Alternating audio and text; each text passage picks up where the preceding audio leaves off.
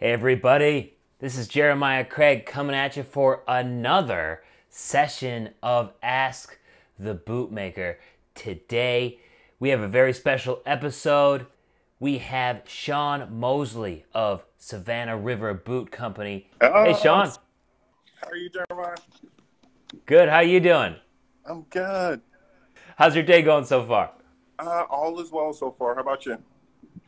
Can't complain at all. Can't complain. Enjoyed this morning's music. Oh, cool. Thanks for joining.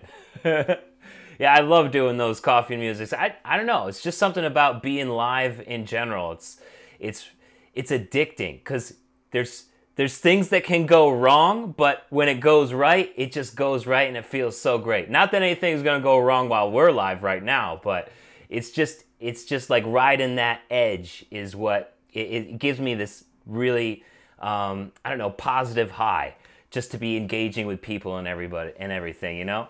Okay. Well, this is a first for me, so I've never been live before. I've never actually done an interview before, so this is First one. first one. Yes. That's what I'm talking about. Well, let's kick things right off. And I can't think of any better place to start than a question that we had from Carlitos, who's on the stream right now. Can you give us your origin story when it comes to custom boot making and what inspired you to make boots? Okay. So my origins, I'm originally from Boston. So I grew up, Cool. of course, trekking through the snow, wearing boots. Not necessarily cowboy boots. They were more so, if anybody's familiar with high-tech boots or your Timberlands. And then as a teenager, I moved to Georgia, out to the country, and there were five boys. So, my parents, they weren't necessarily always able to buy, the latest and greatest shoes, but boots, they last a long time. They're utilitarian, so you can wear them pretty much with anything. So we started, and this was the phase of, I'm going to put a little hip hop in there, but this was the phase of DMX with Rough Riders. So that was, the lugs boots and stuff like that. So we started, wearing those types of boots, Timberlands as well. And then I went to school and I played college football up in around Nashville. And then, just kind of at that point, I still wasn't wearing boots or specifically cowboy boots. But, we would go down to Nashville all the time and, you're going by these stores. They're, buy one or buy one, get two free or whatever deals. So, you stroll into shops, and then I was just admiring them at a distance. So, you look at them, wow, this would look really good, but, I couldn't relate it to myself. At the time, I didn't have the confidence to wear it. And, and through all this time, a lot of my influence comes from Ralph Lauren. So I'm a big, huge Ralph Lauren fan. And more specifically, I'm a fan of the RRL line, so his Western-inspired line. And after school, my whole time in Tennessee, I never bought the boots. But I moved back to Georgia after school. And about a year after I moved back, me and my wife, we took a trip to New York.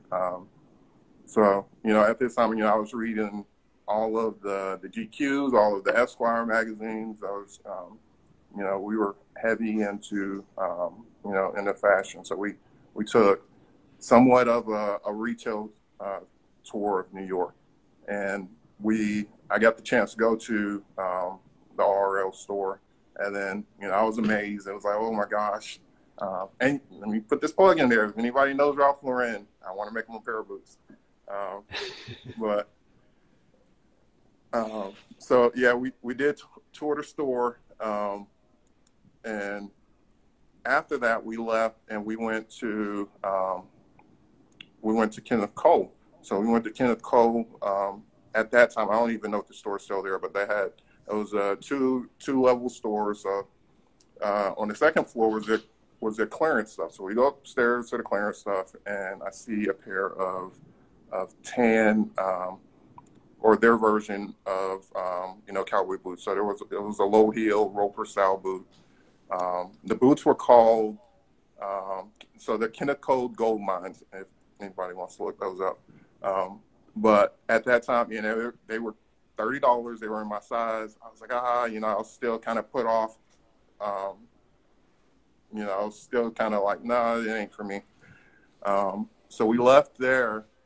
And I think like a day later, we were having lunch and we were sitting outside at a little cafe, and down the sidewalk comes this guy, and he's wearing the boots I was looking at the day earlier, and he was wearing them with some denim shorts, and he was just strutting, and I was like, oh my gosh, and for me it was just the confidence that he had wearing. So following that, I immediately, we left there. I went back and bought the boots, and that kind of got me, that transitioned me from, your lace-up boots, and I wore those boots everywhere. I wore them every type of which way. So I wore them, tucked in, not tucked in, and then kind of from there. So I that taught me, hey, you can wear this, and then I started. Following, at the time, Justin Fitzpatrick. I don't know if you guys are familiar with him, but he used to do a blog, or he might still do it too now, but it's called The Shoe Snob. So I started following his blog, and pretty much what he was doing, so every day or several times a week, he would go through and write reviews on high-end bespoke shoes. And that was kind of my introduction, to the bespoke world. From there, I started, of course, my interest was piqued, so I started doing research, and YouTube of all places, I started finding, shoemaking, bootmaking, of course, and just leatherwork in general. And the first video series that I started watching, as far as shoemaking, was from Andrew Wrigley. And this guy, and it's still up there if anybody's, interested in looking at it.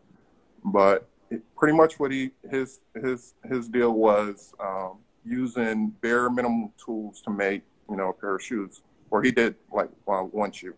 He already had the other one pre-made. And through this video series, it's literally just him sitting in a chair making a pair of shoes. And the video series is pretty long, so I sat, I kept watching it. So that kind of got me to start playing around with leather. I didn't at that point, I really hadn't acquired any tools. So I started buying like little, hand tools that you find on eBay. So I started buying, little tools, and then I think around that time too, I joined the Shoemaker Forum on Facebook, which is a really good forum for anybody that's interested in shoemaking, or have some questions, or just want to see the discussion of some really, really talented shoemakers from all over the world. Yeah, so from there, then I also have an interest in art. I dabbled a little bit in making art, a little bit of artwork. So I was trying to join, kind of my hobbies together, and kind of what attracted me more so towards making boots is the space that's available. So like with shoes, you're limited.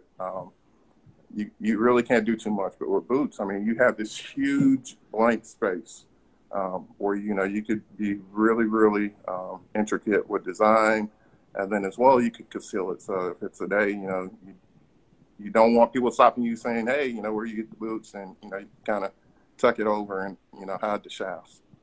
Where else did you get your inspiration? It was like that trip to New York City and your art experience. Did it come from anywhere else, like any other work? Because it sounds like you got a lot of things coming in to this custom boot making process. Yeah, and then all right. So my background, I'm a machinist. So I worked for an airplane company, and I'm from Savannah, Georgia. So I work for an airplane company that's headquartered here called Gulfstream. Um, and I worked in a shop where we made furniture.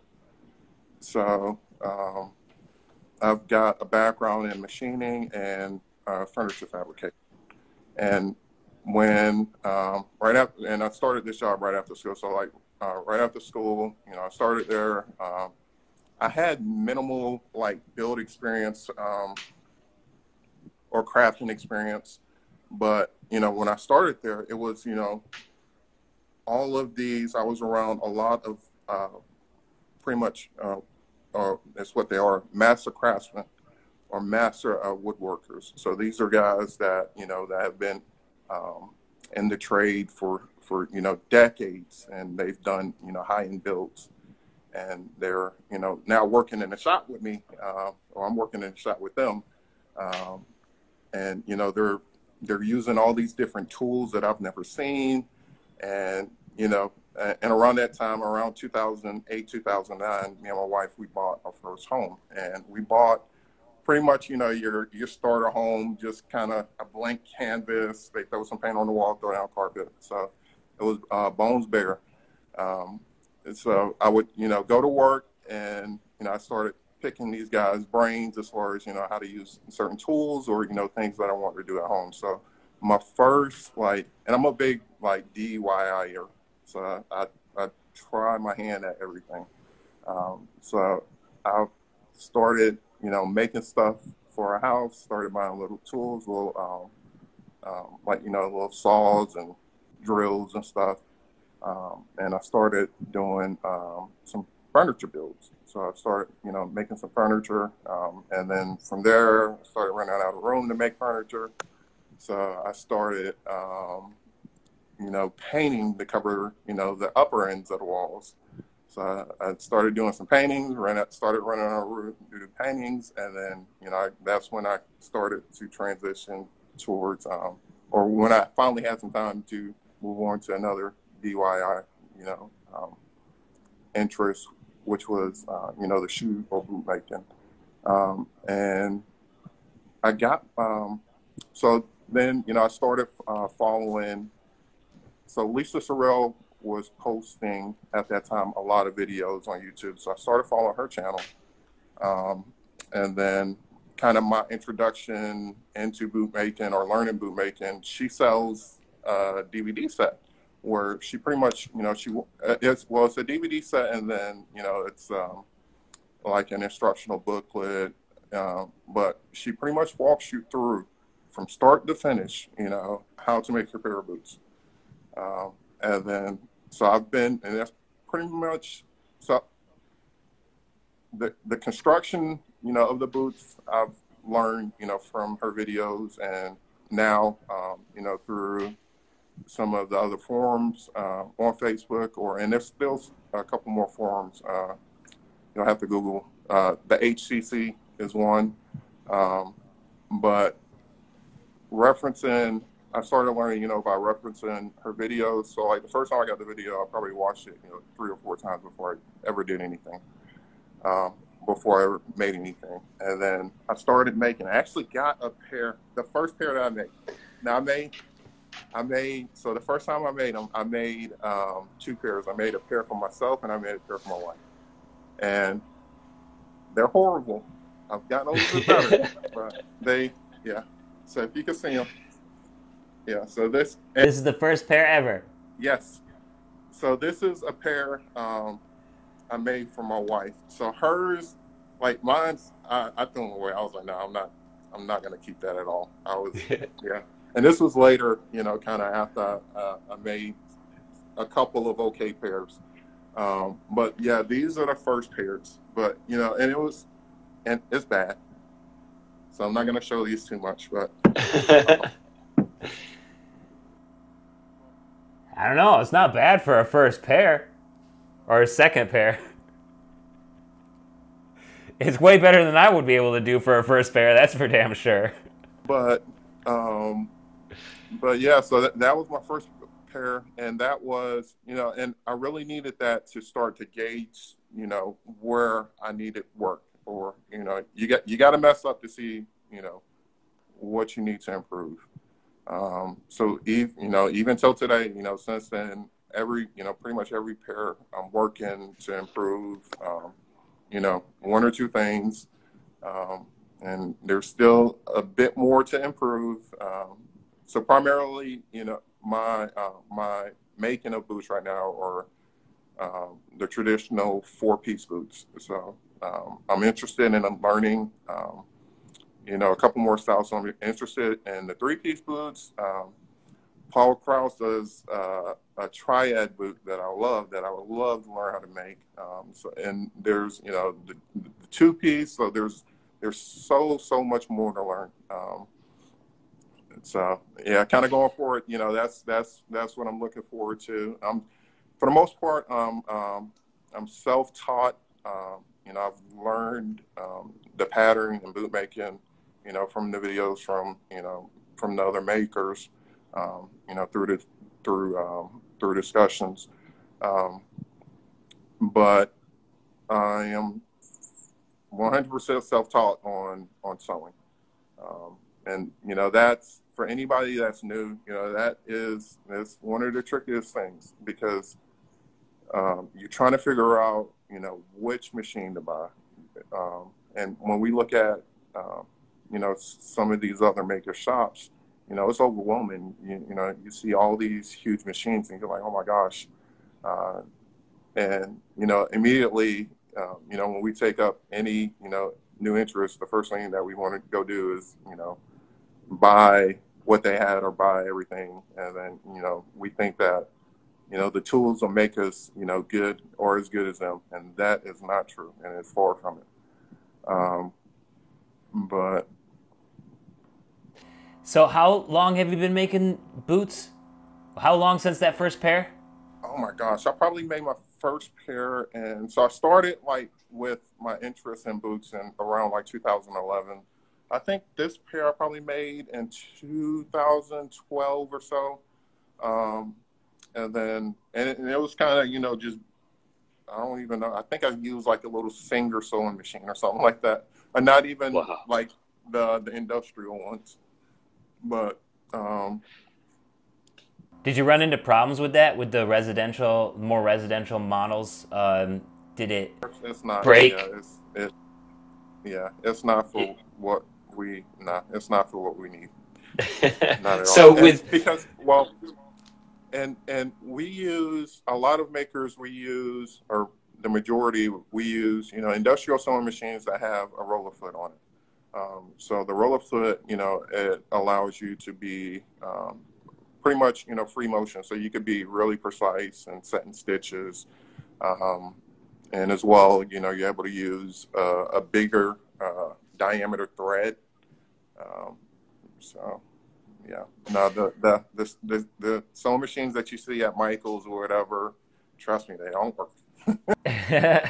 So with this process of trial and error and pretty much teaching yourself how to make boots, did it get frustrating at any point in time where you just weren't happy with what you were making in that particular day, and then you would have to come back to it and revisit? I would imagine it would take much longer, but you would learn more through the process. But I also see it as being potentially frustrating. It is frustrating, but not. It wasn't frustrating for me to the point of stopping, because truly, I mean, when I made my first pair, it was the expectation. I just wanted to get through the process, and then once I got through the process, I was hooked. So the pairs that followed, I still made, was still making mistakes, and then kind of, so my crafting schedule would be, late at night or on the weekends. So every time, I didn't have, a full day to craft. I wasn't, working in a shop or anything. And as well, I wasn't buying, big bulk. So when I was buying leather, I would scour and see, kind of what was on sale. And then I would buy, pretty much just enough leather, for whatever pair I was working on. And yes, it does. It because there's so many steps, so many hours in it. When you start making, and well, for me, I started making, and then the pattern was off, and then the piece pretty much, or at least for I was making it for myself, so the pattern was off. It didn't work, so I would scrap it. So yeah, that part is really frustrating because, and even at that time, I wasn't buying, exotic leathers or really pricey leathers, but when we buy leathers, we're paying per square foot. So, and it gets pricey. So yeah, I wasn't frustrated at, at the craft itself. I was more so frustrated at myself because, because of the money that I'm losing. And then, but with that time, so pretty much, when you scrap something, or for me, then, when you scrap something, then I would have to go reorder something. And a lot of these shippers, they'll take a week or so to ship you something. So that was, time for me to sit down and time out and reflect.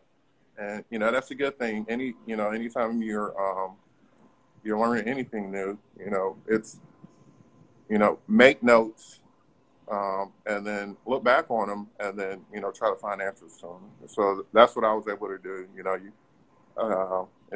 It's trial and error. And, that's the biggest thing about, not having, a mentor over your shoulder is, because, when you're doing something, you can ask why. When you're doing it by yourself and you do something, that you're not sure of, or you do something wrong, then the why comes soon thereafter. And you're like, oh, that's why. So it's that, you miss, definitely learning by yourself, you miss the check and balance. Yeah. And what you said about not being frustrated at the process, but being frustrated at yourself, I know exactly what you mean as a creative person, trying to write songs or trying to get content out. When I have setbacks, it's like I get frustrated, but not at the fact that I'm not doing the thing. It's just because I feel like there was something holding me back. And through that process of learning just really helps, that time that you were forced to take within that week where you had to sit back and you could reflect, that is enormously important, I feel, because the further like you try and the more that you keep at it without taking a break, the more frustrated you become to the point where you might just give up altogether. Yeah. Well, and especially with a lot of the tools that we use, the knives are really sharp. Some of the machinery, if you're not careful, you can hurt yourself. So you have to be clear-headed, and you have to. And truly, I mean, it's when you're doing all this practicing, you're developing a touch. So and if anybody's held like a orbital sander, it's kind of the same deal. So you got to know, how much pressure to apply, kind of when to stop. And, it's those boundaries that, it's a feel that comes with time, and it's repetition. And pretty much, you just, whether it's sewing or cutting, you just got to keep practicing and practicing and practicing. Not necessarily, and not necessarily, on a live boot. A lot of, what I do, even till today, I'll cut off, a piece of scrap leather, and, you can simulate some of the process, as far as what you'll be doing when you're building a pair of boots, or even sewing as well. One of the most difficult things to do in sewing is sewing circles and keeping, the stitch length, around the circle equal. And, it just takes a lot of practice. That's a great analogy with the orbital sander. I I would never thought about that, but I love it. It's perfect. Speaking of not having a mentor and being on the East Coast, which is got to be a little bit different from not being in like Texas or Oklahoma, where custom boot makers are really popular. A question just came through here on the live stream from Perrin Creek Custom Boots. Yes, do you feel isolated as a bootmaker on the East Coast? For in-person contact, yes, but because of the great wide web and the number of, I would call them master bootmakers that regularly, interact via, Instagram, Facebook, no, pretty much, these guys are posting several times a day. They're having, discussions amongst themselves, and, and from that, you don't necessarily always have to chime in. Just sit back, and listen, and you'll learn from it. So yeah, definitely. Yeah, there's, I think the closest one. So Wes is up in Nashville. So Nashville is about 6 hours from me. I've been hearing about another guy that's about 3 hours south of me, but in my vicinity, yeah, there's nobody that does Western boots at all. With you being in Georgia and having your peers so far away, like you said, Wes is one of the closest to you, and then you had one more south. What are some of the trends that are in your area? This is a question from Buster Bernard. Like, what are the trends folks in your community ask for? I talked a little bit about this with Wes as far as like the Nashville style. Is there a Georgia Savannah style? So the Savannah, well, one, we are coastal, so definitely the Savannah style is sandals. But we are, for the most part, a lot of the surrounding areas around Savannah are rural. So there's a large farming community, and a lot of the style that we see are called Georgia boots, or kind of your farm boots. So it's a thick wedge sole boot, but there is you do see a lot of cowboy boots, and you tend to see it. It's your dress up, downtown Savannah riverfront walks that you'll see people out wearing cowboy boots, but there's not or not yet. I'm gonna speak it into existence. There's not a big following here in this area for cowboy boots or for custom cowboy boots. It's more so, kind of off the store stuff, your Justins and, things, Nakonas, boots of that sort. Nice. What about some of the leathers that you use? I had a question come through from Wilfred, and he asks, is there like an ethical code when it comes to the hides you choose to use in boot making? An ethical code for me, honestly, my budget hasn't allowed me to afford a lot of the exotic leathers. So I've done alligator a couple of times. I've done ostrich. I've some of your other exotic animals. I haven't done elephant. I think that's what his question was referring to specifically, was the use of elephant in boots. What do you think about that? All right, so my wife is from Africa. She's from Central West Africa. So I do have, a love, or we have a love of elephants. Now, I mean, it's two-sided, because you do have people, not right or wrong, but you do have people that that do kill elephants for food. So, it's they're not necessarily, yeah. So, mm, yeah, I don't know. I would have to think about it. I don't want to dive too deep into that. But honestly, honestly, I don't even know where to source it. It's that wouldn't be a leather that I would carry. You know, and if somebody did approach me to make it, I would really have to think about it because I do have an affinity for elephants. I do, to me, they're magical beasts.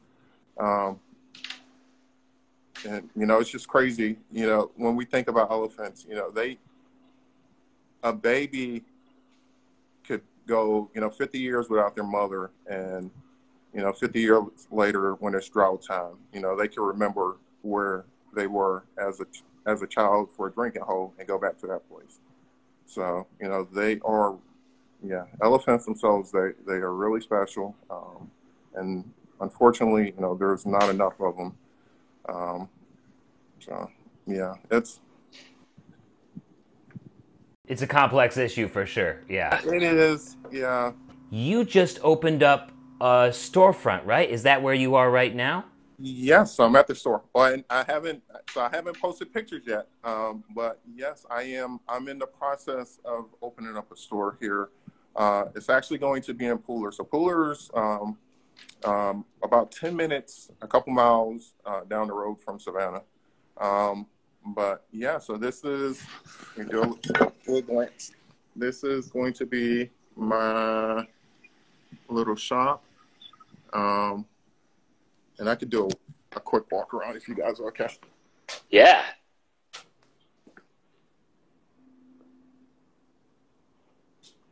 Yeah. Wow.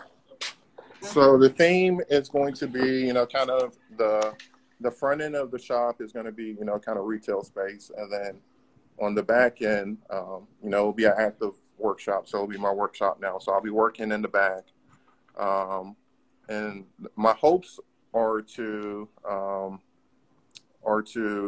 be able to do something similar to painting with a twist, but I want to do it with leather. So I want to do, nightly or weekly events where, people from my community could come in to the shop, and, we can, you could BYOB, bring your bottle, and, we could craft some leather goods. Um, and, I think it will be really good for our area. So Savannah, we have, SCAD here. So there's a big interest in crafting or design uh, or again, DIY stuff. So yeah, I think hopefully I'm praying it'll turn out good for us. It looks like you got a great spot there. Congrats on the new space. How about the logo? I had a question from Myriad Design. What is the story behind the cross arrows and the hammer there that you're sitting in front of? Okay.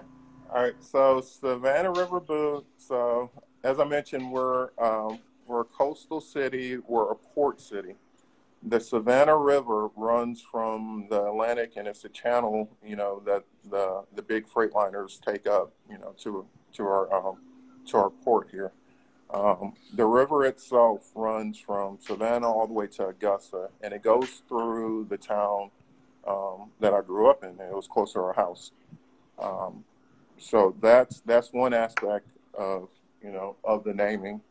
So it's a homage, to the city, and as well as the Savannah River. So my ancestors were from here, and we were about 30 miles away from here. And there's the aspect of you know of the slave trade that is um, so if and I don't know if anybody's ever been in Savannah, but Savannah's a old historic town, but you could walk downtown even till today. You could go in some of these places and some of these businesses, and you could see where they held where slaves were held at. you could see where the chains were on the wall. So I wanted to name it Savannah River as well as, homage, to my ancestors. And when we're down there, so I do a lot of like craft shows, and we do them, pretty much down on the riverfront. And pretty much every time, even before, I started selling, every time we were down there close to the water, I always, had a feeling or, just kind of a sense or connection, to the water. And for me, I think it's, it's that spirit, coming through from, their journey. Now, the hammer is, so it's a French hammer, so it's a shoemaker's hammer.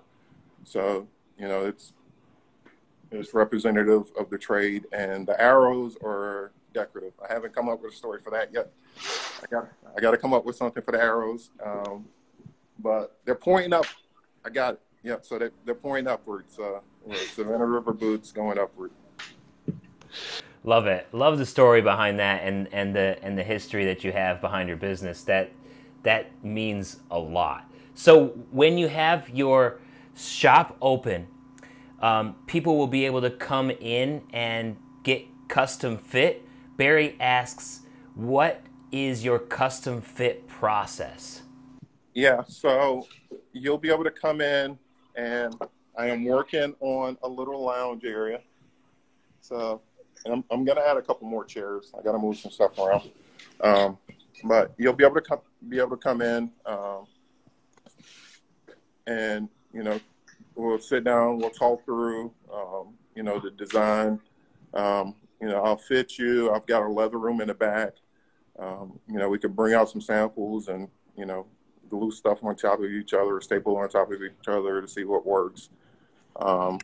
And the process of custom fitting is, kind of much the same of, kind of what we've been hearing. It's, taking the measurements of the foot,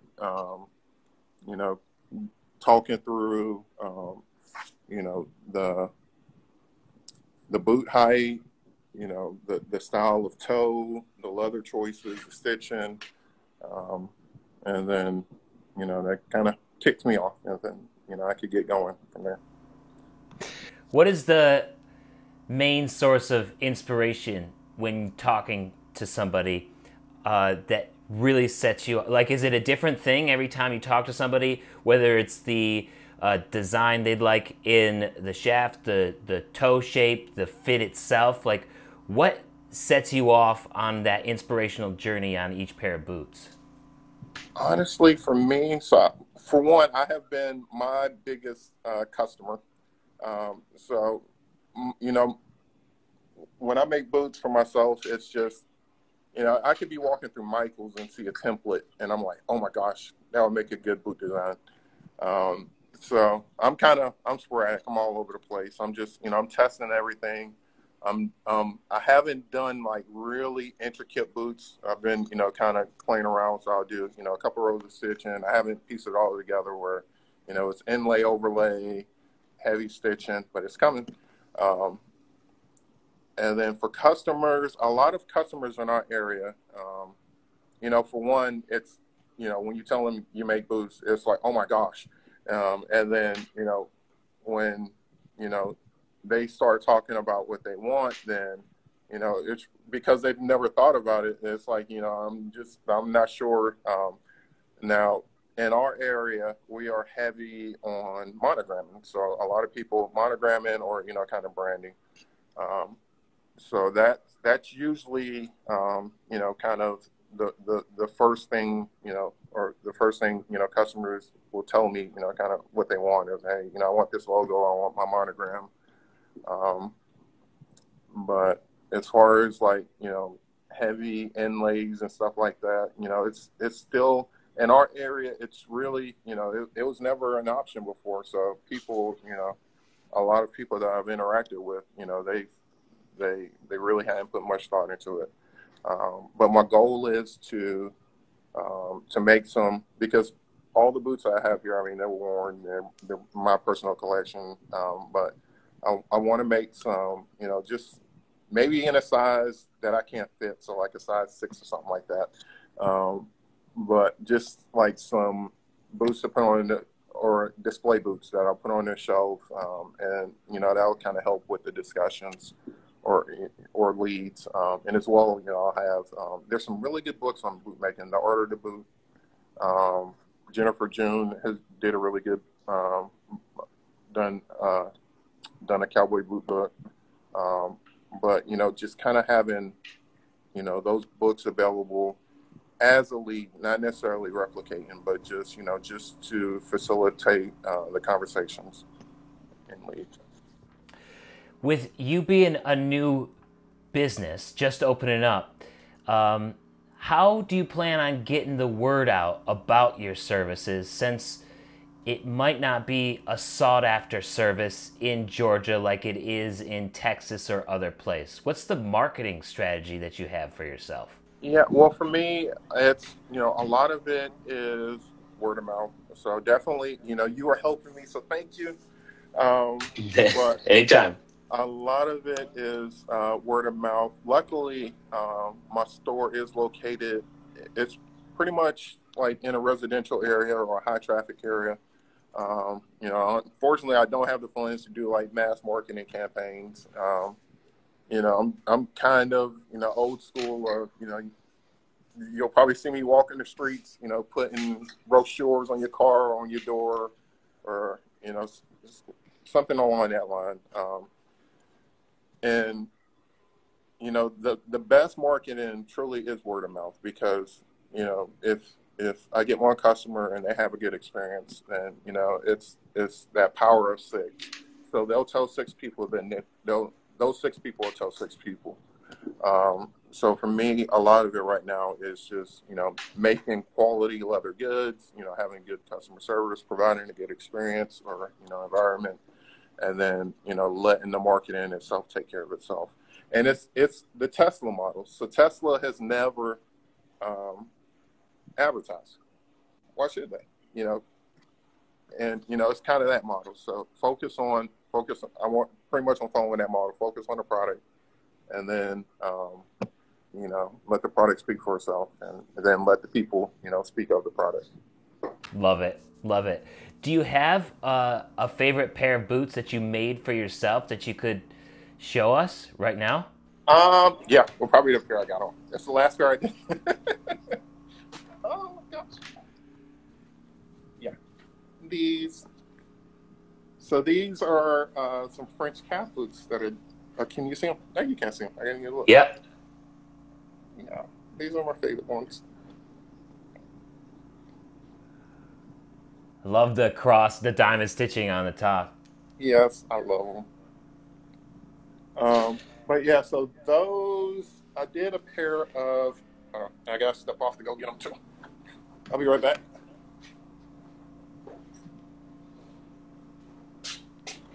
And I did a pair of, this is probably my second favorite pair, but it's a pair of alligator. Oh, wow. And I did a veg tan top. And I tooled, so this was my first attempt at tooling. Don't judge me. But I tooled my logo, and then on the back of them, I tooled, never stop dreaming. It's a little dream catcher. Love it. But yeah, I love these. But yeah, I don't really have a least favorite pair. Probably my first pair. The first pair I did, definitely. Those went in trash. Everything else, no, I love them. And my third favorite pair, so I did a pair of, and they're ugly, so I'm not going to show them. I didn't even bring them to the shop. But I wear them all the time, but I did, the uppers are denim, and I did a heavy suede, for the vamps, for the bottoms. But I love them. I mean, it's, I'm a denim freak, so it's, I really love those boots. So I'll probably play around with denim some more too going forward. What was that like? And so you will do more denim. Was it difficult trying to keep that upright? What was your strategy there? That's the issue. Yeah, they definitely do sag. Now I'm seeing some heavyweight So I think that one was probably like a 8 ounce denim or so. But I'm seeing some heavier denims. If anybody follow or buys leather goods, there's a couple good stores out right now. OA Leather up in Canada, they've got and I'm specifically mentioning them because of the denim that they have in stock right now. But they've got some denim that's heavier weight. Um, so I'm hoping to use a heavier denim and use a thicker lining leather. Um, and then, yeah, hopefully they'll stay up. If not, then I'll still wear them. Be okay. I'll just Love make them it. snugger so they don't droop. I love all of the different experiments that you're doing. It seems like you're doing a lot of exploring early on, and it's really really exciting. Even though that you've been doing it for like 10 years, you're still exploring. Yeah, well, because there's so much you could do. Honestly, there's so many different ways you can take craft, the boot craft, and you can do the full panel full of rows, or you could just let the leather or let the fabric be itself, and regardless, it's as long as it wears, it fits, it's a cowboy boot, or a western boot, a western style boot. um, but yeah, I mean, there's so many possibilities for what you could do. Also, what I'm thinking about doing too, I really want to do. I don't know if you guys are familiar with veg tan leather, but it's just a natural tan leather. I just want to make just a plain pair of veg tan leather and let the sun bake it and age it, and just kind of see what comes of it. Um, but Yeah, because the shaft of that alligator boot that you had, that was veg tan. It looks very worn and vintage looking already. yeah, so well, for this one, I use like an antique dye. Okay. So, yeah, and it wasn't stained very well, but with veg tan, it's just it's non-dyed, and then as you wear it, the sun, the rays will give it a patina. Um, so I mean, you'll start really light, and then start to darken as you wear it. And give it its own like personality and stuff. Yes, yes, yes, yes. Nice. So, what are Lucas just came through here and asked the question, what are your base prices for custom cowboy boots, and how can people find out more about you online? Okay. So reach out to me. You can reach out to me on Instagram. Follow me, please. Savannah River Boot Company on Facebook. Savannah River Boot Company. I do have a website. So my website, you could either look up Savannah River Boot Company, or it's or abbreviated, or SRB company.com. You can call me. If you need my number, just shoot me an email. I'll send it to you. My email address is Savannah River Boot Company at Gmail. And as far as base price, I'm restructuring right now. Moving. So just if you're seriously interested, please, just reach out to me. I will say, I don't make stock boots. And of course, depending upon what you want, I'm not buying it in bulk. So if you want like, exotic skins, then I'm paying full retail price. Um, but yeah. Well, I wouldn't. No, that's totally cool. I mean, everybody's looking for something different. Base pricing is always difficult, I feel like, for custom boot makers, because that means there's no design, no anything. It's just bare tops, barefoot, and it's just like nobody's gonna want that anyways. So it seems like it's tough. Well, because, I don't, again, for me, it's a passion. So I don't want to dissuade anybody. I want more so, I like to have the conversation. And then, we could kind of, we could talk through prices. Of course, There are, you know, materials and the plastic glass molds and stuff, leathers, that pretty much have set prices. But, you know, some of the leathers, again, depending upon what you want, you know, those could fluctuate. Mm-hmm. And then, you know, of course, you know, how heavy of design you want on the boots will fluctuate. But yeah, I prefer, you know, to have the initial conversation before I start quoting stuff. Because I don't want to, my hope is that, you know, everybody wears boots. I can't make all the boots, or custom boots. Because I mean, truly, there's nothing like, I'm telling you guys, there's nothing like having, you know, a boot or shoe, you know, that fits your foot.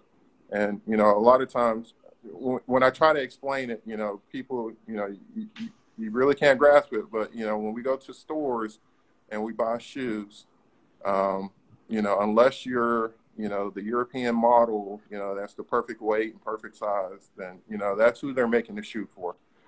So, you know, when we're buying shoes off the shelves, it's the opposite. We're trying to fit our foot to a shoe. Whereas when, you know, you're getting custom footwear, it's, you know, we are crafting that shoe to your foot. So it's, you know, it's a different experience. You know, pretty much, you know, I'm wearing my boots all the time, walking in them comfortably. Never have, you know, any foot pains or wanting to kick them off. So the experience of wearing, you know, custom boots, it's something that you have to do it or you have to, you know, have them do it, walk in them, to get, you know, kind of what we're talking about. And it's, and don't be, you know, dissuaded by just the design of boots. It's, you know, it's a lot more that goes into it, you know, and it's fit is number one. You know, it's a lot more to it. So our focus, our main focus is, you know, getting that perfect fit. And then, yeah, you know, we could decorate it however, but it's, you know, getting you, you know, that perfect fit, to where, you know, it's a replica of your foot. So. Love it. Sean, thanks so much for taking this time with me and being here as a guest for Ask the Bootmaker. Is there anything that you want to leave folks with before we finish it out? We're just coming down to like the hour mark, so Instagram's going to kick us off here. But I'm just curious if you've got any ending words for us. Oh my gosh, I'm going to say something in words. No pressure. No, thank you, Jeremiah. I appreciate it. You know, the opportunity to speak to you is huge for me. Right back at you. Yeah, I love it. And then to the community, you know, if you guys are, if you're interested in, you know, learning boot making, I'm not a teacher at all, but there are some really good resources, or, you know, I could help point you, you know, to some of the people that, you know, that could, you know, further you in, you know, beginning to learn, you know, how to make custom boots, and or,